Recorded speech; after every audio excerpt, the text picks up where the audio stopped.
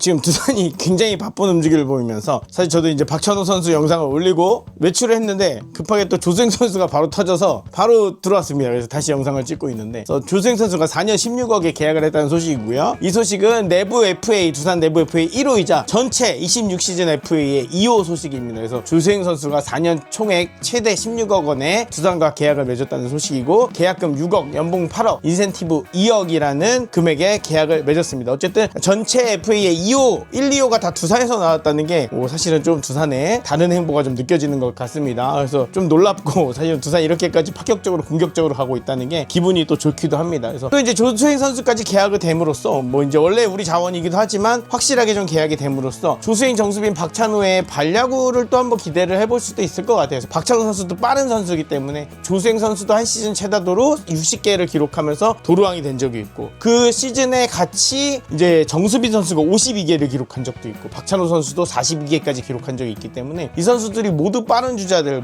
예를 들어서 한꺼번에 이 선수들이 주루에 나가 있을 때는 상대 투수들 포수가 굉장히 부담스러워 할 수 있다. 그래서 굉장히 뛰는 야구를 또 한 번 할 수도 있는 그런 라인업이 형성되고 있다. 그래서 조수행 선수의 오늘 계약이 또 대단히 팀 전력에 도움이 될 것이다 라는 생각을 또 할 수도 있을 것 같습니다. 총액 16억이라는 게 어떤 분들은 스탯에 비해서 너무 비싸다 하시는 분들도 계시고 그래도 조수행 원클럽맨인데 우리가 인정을 해줘야 되지 않나 라는 분들도 계신데 어쨌든 16억 원의 가치 중에서 여러 가지를 판단해 볼 수 있겠지만 저는 이 가치가 대단히 크다고 생각을 합니다. 그래서 조수행 선수가 물론 여러 가지 주력이라든지 여러 가지 평가가 있었겠지만 팀 내부에서도 그 기준들 중에서 지금 팀이 사실은 정수빈의 백업이 사실은 확실치가 않습니다. 여러 젊은 자원들 중에서도 정수빈의 뒤를 누가 이을 것이냐도 사실 팀의 큰 주제인데 이게 확실하지가 않아요. 그래서 정수빈이 경기에서 빠졌을 때도 마찬가지고 앞으로도 사실 마찬가지인데 지금 정수빈 정도의 중견 수비가 되는 사람이 일단 없고 리그 전체도 마찬가지긴 하지만 조수행 선수가 그나마 근접하게 보여주고 있긴 한데 조수행 선수도 이런 센스나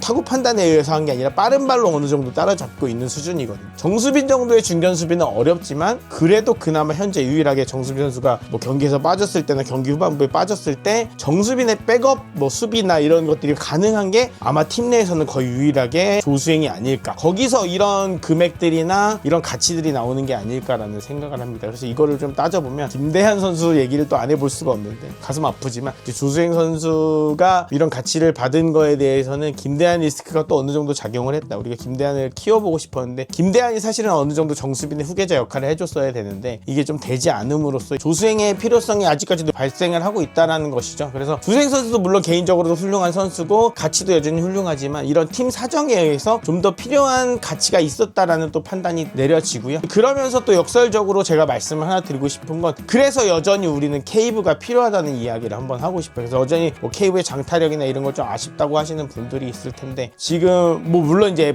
추가 FA 영입이 되는 상황이 더 중요하긴 하겠지만 여러 가지 사정에 의해서 좀 분석을 해봤을 때는 아직은 시기상조적인 느낌은 있겠지만 정수빈과 좀 수비의 한 파트 콤비네이션을 이룰 수 있는 케이브가 굉장히 중요한 역할을 올 시즌에도 했지만 내년에도 저는 굉장히 중요하고 정수빈이 빠졌을 때는 아니면 정수빈과 함께 케이브 정도 되는 수비수가 분명히 있어야 된다는 생각을 좀 하거든요. 그래서 케이브가 좀 필요하다는 생각을 또 다시 한번 들게 됐고 그러면서 조수행이라는 자원이 얼마나 중요한가 그리고 이 정도의 몸값을 인정받을 자격이 되는가에 대해서 한번 또 생각해보게 됐습니다. 경기 후반부에 어쨌든 타이트한 1점 차 승부에서 경기를 뒤집으시던 카드 결국은 조수행이죠. 그래서 대주자 대수비로 좀 나올 수 있고 기습 번트나 이런 걸로 경기를 좀 체인지할 수 있는 역할들 몸을 아끼지 않는 허슬 플레이를 항상 할 수 있는 선수이기 때문에 앞으로도 또 이제 4년 동안 최소 4년 동안 잘 부탁드린다는 말씀을 드리고 싶고 조수행 선수를 사랑하시는 분들도 있고 조수행 선수를 별로 달갑지 않아 하시는 분들도 많이 있는 것으로 사실 알고 있는데 어쨌든 우리 선수입니다. 계속해서 같이 응원해 주시고 박찬호 선수와 함께 또 계약이 빨리 터졌으니까 우리가 함께 기대해 보면서 앞으로 또 2026년에 두산 베어스 함께 응원했으면 좋겠습니다. 또 재미있는 두산 베어스 소식 저희 채널과 함께 해주시고요. 구독과 좋아요 부탁드리겠습니다. 감사합니다.